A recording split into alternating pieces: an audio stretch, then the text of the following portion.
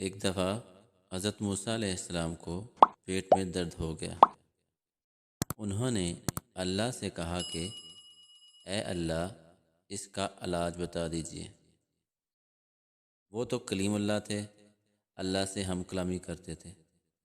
انہوں نے کہا کہ اے اللہ، میرے پیٹ میں درد ہے، اس کا کوئی علاج بتائیے۔ اللہ تعالیٰ نے کہا کہ چاول کھاؤ۔ اب حضرت موسیٰ علیہ السلام نے چاول کھائے، لیکن وہ درد کم نہیں ہوا۔ اللہ نے علاج تجویز کیا اور درد کم نہیں ہوا۔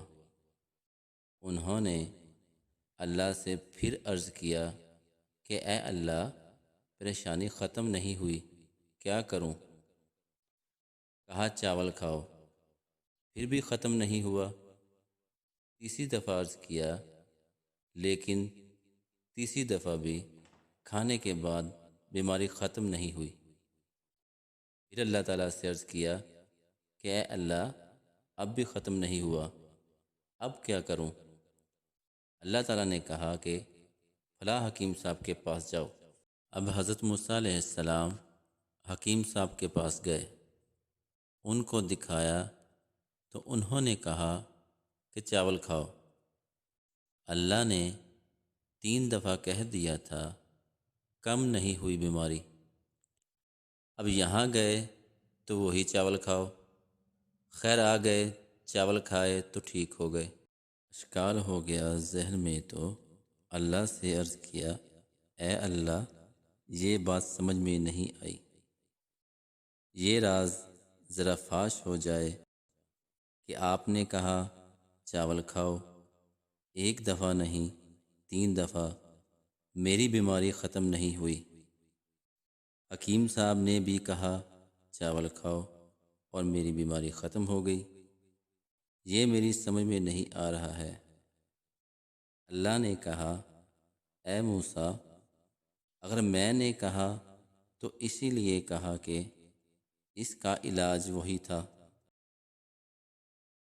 حکیم صاحب نے اگر کہا، وہ بھی اسی لیے کہا کہ ان کے علم کے مطابق بھی اس کا علاج وہی تھا۔